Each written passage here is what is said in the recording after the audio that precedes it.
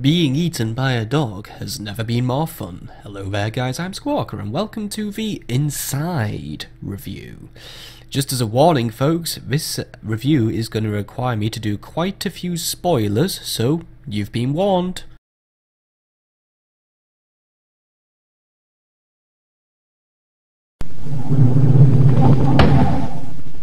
In my opinion, good graphics in a game should not only add to the atmosphere and immersiveness of a game, but they should also invoke emotional responses.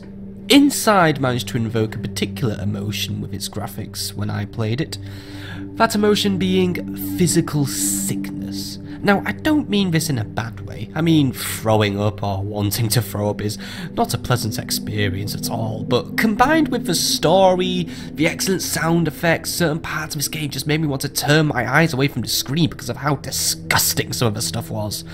It's also very surprising that the graphics managed to make me feel this when the game also just went for an overall minimalistic approach to the art style. And yeah, this game has gone rather 2.5D as opposed to Limbo's very clear 2D attitude. And yeah, to be honest, this kind of hurts inside.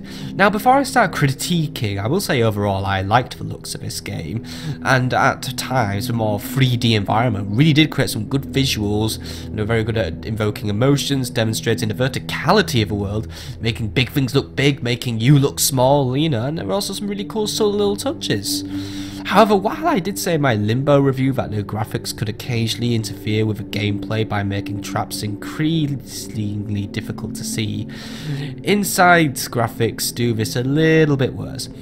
I think this is just because of a 2.5D style of graphics, and since this game plays pretty much identically to Limbo, where it's solely stuck in a two-dimensional attitude, this can result in certain pieces of set dressing like dangling wires, boxes, machinery, sometimes being mistaken for interactive objects, which can lead to some red herrings and minor annoyances. Nothing game-breaking, however, and to be honest, that is a very, very petty complaint on my part.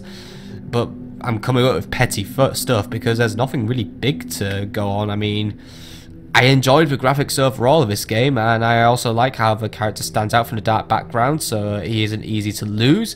And I also love how he reacts to situations, such as changing seamlessly from like a stealthy way of walking to a normal way of walking to a hurt way of walking. It's a great piece of show and don't tell storytelling, in my opinion, which is just what these graphics do so well. And in terms of technicals, apart from the rare clipping issue, and sometimes some things walking magically through bars and walls, everything's good.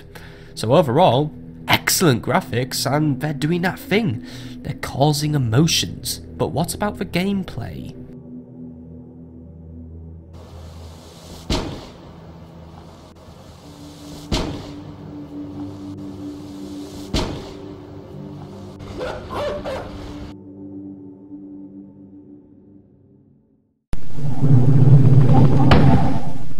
The core gameplay of Inside is largely changed from the core gameplay of Limbo, though there is also now more of a focus on stealth, and also the ability to swim has been added to this game. When boiling down the gameplay to the key points, the main three I want to talk about in this review is swimming, puzzles, and stealth.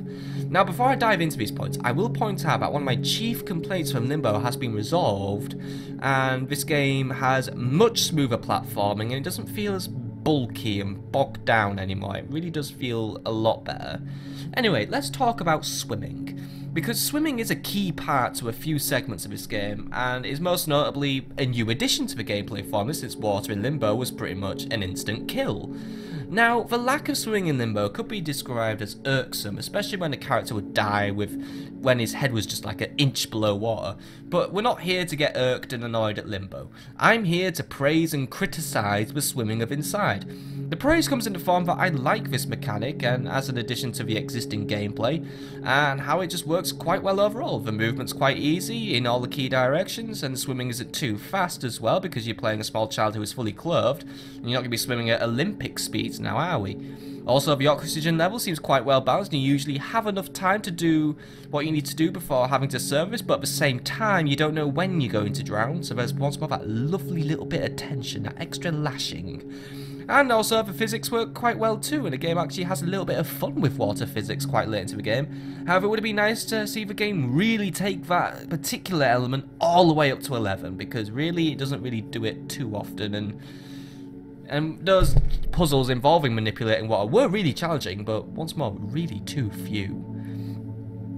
And there is some areas where water does become annoying late into the game, where your need for oxygen is actually removed entirely in a strange turn of events, which really actually does kill the challenge water presents, and the subsequent puzzles just revert to being simple physics-based puzzles without the added pressure of keeping your oxygen topped up, and it removes that extra lashing of tension, which is a shame because the late game is where stuff should be getting brutally hard, not easier. Anyway, speaking of difficulty, Inside did actually feel easier than Limbo overall. Now, this may be due to Limbo pretty much having traps absolutely everywhere, and pretty much every puzzle had some sort of way to kill you in a decapitational-tastic way if you failed. Now, Inside chooses to kill you in different ways, however, through stealth, which we're going to talk to now. Inside does take a larger focus on stealth as a main way of killing the protagonist in this game, and it works quite well for the most part. I like how the game takes advantage of a 2.5D environment to make the stealth believable, manageable, and the use of lights and shadows is used quite nicely in order to stay unseen.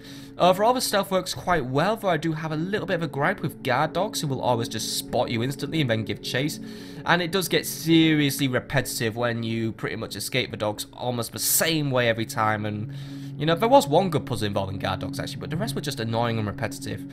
In comparison to the spider from Limbo, you know, the reason why the spider worked so well in Limbo was because it was built up well, and it tended to appear when it wanted to actually. And you can pretty much always see a guard dog section coming up, and you know, the way the spider never gave up either made it really scary and a huge chance to avoid. But here, the dogs just give up once they reach a ledge, and it kind of makes them just less scary. Anyway, in terms of puzzles, I can once more see some really good effort being placed into these puzzles, but at the same time, I found the majority of the puzzles to be easier than the ones in Limbo. Now, this could just be me being more aware of looking for alternate solutions, being more aware of the tricks Play-Dead games can get up to in their games. And I did try to make sure to leave no stone unturned when playing Inside, because that's how you had to play it in Limbo, and getting used to the clever tricks. But I do also feel that overall there were less of a fiendishly difficult puzzles, and the final puzzle was honestly just a huge letdown in my opinion when compared to the rather well done malfunctioning gravity machine in Limbo, which provided, you know, you needed a perfect time to pass. And just to clarify, there are really good puzzles in Inside, and some gave me that buzz that I got in Limbo when I finally worked out what was a seemingly obvious solution. And the integration of graphics and sound once more is done fantastically in certain puzzles. But the overall variety in puzzles is good, and it shows lessons have been learned from Limbo, where it would usually get addicted to one gameplay mechanic, spam it out, and then wait till it find a new toy. It was actually quite well balanced, but once more, just a little bit less difficult. It was just missing that edge.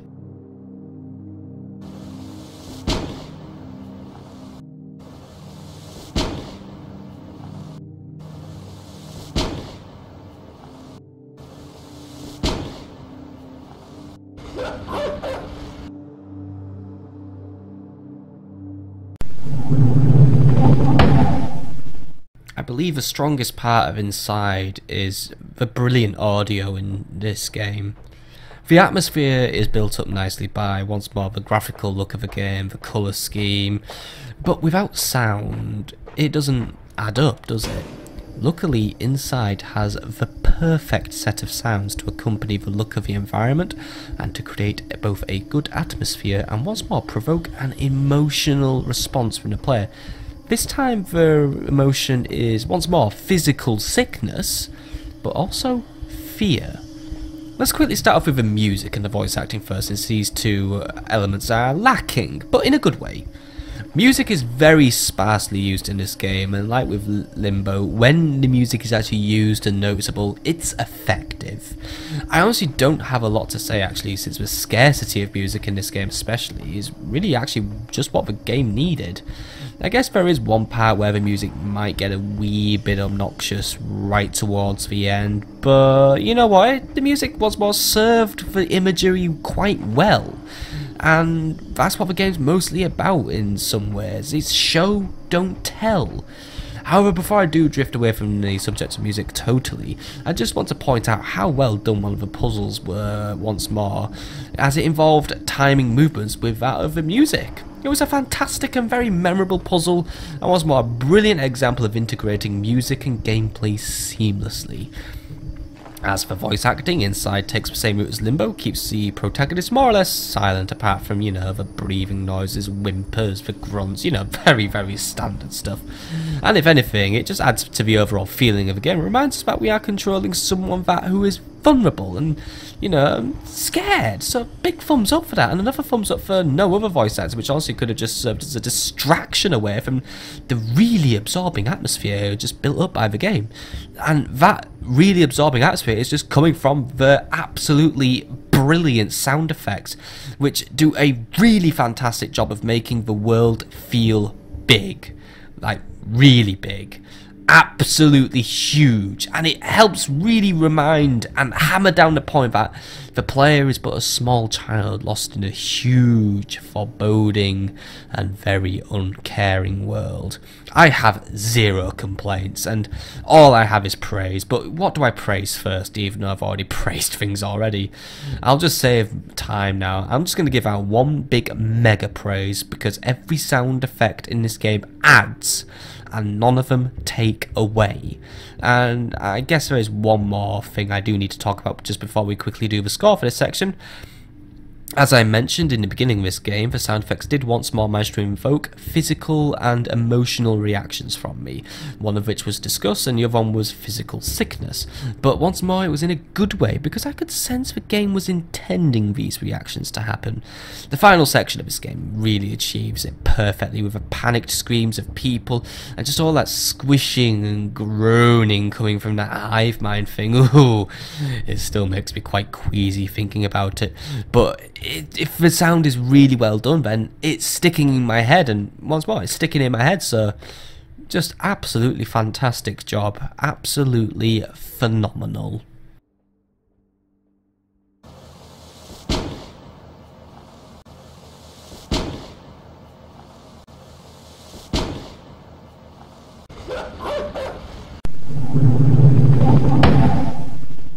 Well, where do we begin? The beginning is a good place to begin. The game starts off exactly like Limbo does, with a young boy finding himself in the middle of a dark forest, though things are different this time around, since the world inside seems to be much more alive than that of Limbo. And to be honest, I can't help but wonder if this creates faults within the story. Now, before I criticise, I will say that I overall enjoyed what I could piece together of the story, and I look forward to trying to discover more about the story and this game overall through future playthroughs, and it does remain a very memorable experience. But the biggest problem I have with the story of Inside is that it seems less ambiguous than that of Limbo, in a very paradoxical sense, because the story remains extremely ambiguous and there's stuff I can't quite piece together. But in Limbo, the child was exploring the world and he only really interacted with objects if need be. But with Inside, you can seem to be the centre of everyone's attention, and to be honest, I would rather the focus of the game be on the world. Now, we could have it just be that the boy just walks past all the weird, like, mind control stuff going on, because if I'm honest, the mind control stuff didn't really make a lot of sense about how this child has the ability to, like, control the minds of others, and, you know, it just didn't quite make sense. But then again, without the mind control stuff, the gameplay would probably be actually quite boring. But the biggest issue with Inside, as I sort of just glanced off, is consistency and continuity. About halfway through the game, the consistency of the game actually just really buggers up. In the early stages of the game, we see masked men rounding up people who wear, like, no masks, so there's, like, you know, a clear difference between those who have masks, those who don't have masks, and the unmasked are matched through processing facilities, they're evaluated. But then halfway through the game, like, all these masked guys just go, and all the bad guys are now just regular guys in, like, lab coats, or office workers, factory workers who don't even wear masks. So I don't quite understand And I know what I'm saying is actually pretty, like, you know, it is a complaint, but it's pretty petty, but it just kind of messed with my perception of how the world of Inside worked in a kind of a irksome way. And the same goes for the pig farm sequence, where there are these brain worms, which I kind of linked back to Limbo, and they sort of like had the ability to like do reanimation, make creatures like hostile, you know, effectively control them. But then they were just like suddenly like dropped, and yeah, the game does have a habit of sometimes being a little bit forced, with the underwater creatures also suddenly turning from hostile to helpful out of absolutely nowhere, and that is actually probably the worst part of the story. I just didn't like that, how this thing trying to kill you just suddenly turned out to be helpful, and obviously with the game lacking dialogue completely, and trying to do it in a show don't tell style. I mean, it achieved it in some way, but it just doesn't make any sense, and yeah, some of the imagery can get a little bit in your face and loud. And the ending did kind of disappoint me. I mean, the final section of the game was actually good in the way it was a very interesting change of pace, both story-wise and gameplay-wise, if very, very out of place, but it did invoke a strong emotional response from me, and I like how it ended quietly at the end. But to be honest, like, you finish the game as a big dead blob monster, and you know, I don't really find it very easy to feel sympathy for giant dead blob monsters that don't really have a personality. I mean, gameplay wise, just releasing a blob monster and then watching it just run amok would probably be pretty boring, actually. You know, getting to control it is quite interesting, but then again, actually letting it out again and then maybe helping it out through levers and stuff, or choosing not to help it, maybe that would have made things a little bit more morally and emotionally jaded in a way. But, you know, then again, doing that section, it might have made the ending a little less clear, or it might have been very hard to make an end that ties it all up. So this actually does in the end leave quite the dilemma when weighing up Inside's story, because, you know, the story in parts is heavily driven by gameplay, which I like, while the rest is just kind of there, and some of it is just, once more, quite forced and inconsistent with, like, the stuff with the underwater creatures suddenly turning from hostile to friendly out of absolutely nowhere. And I guess really at the end I'm glad I experienced it and I saw the story, and I'm glad I played a game which allowed me to experience both emotional highs and lows. But really the somewhat jarring change of pace with some of the inconsistencies just leave little taints on the story, in my opinion.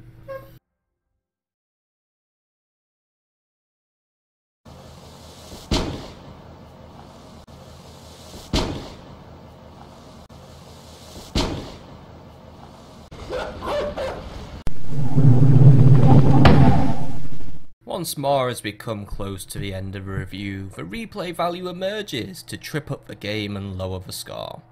Well, I say that, but I know deep down I will play Inside a few more times for sure. One of the reasons for that is how well hidden the collectibles are, and how some of them really do have fiendish puzzles surrounding them.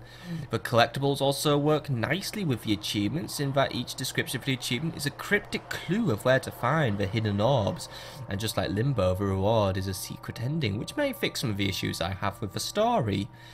And once more, I guess really because of a lack of those real head-scratcher puzzles in the main game, I guess that's why I want to come back, because I know there is some of those truly difficult puzzles hiding in the game. So I may as well go back and have a go at them.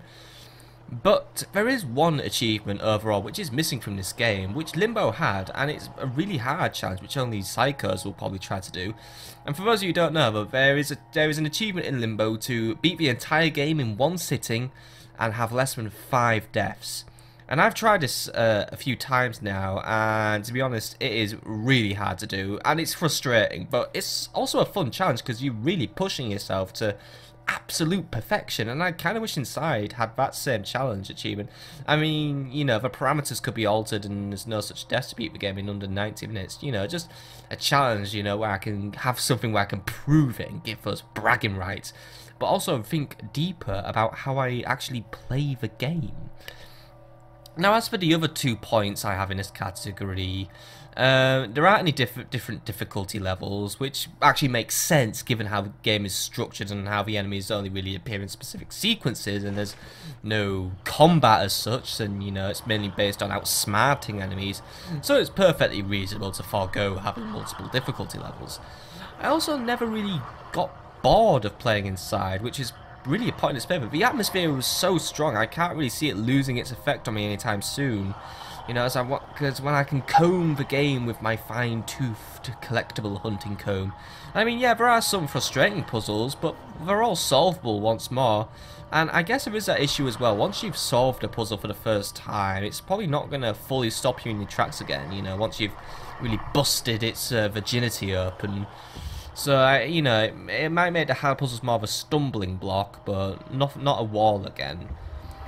But you know what, overall, I do think this game has more or less the same replay value as its predecessor, and I will keep playing it every now and then, even after 100%ing it.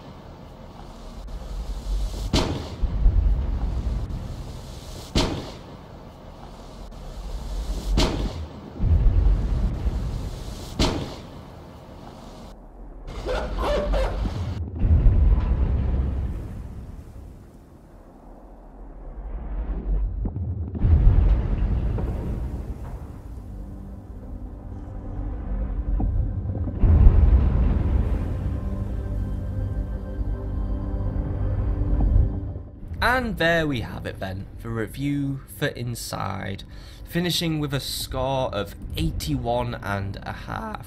And, well, where does that leave it really? Well, it leaves the game in 5th place overall.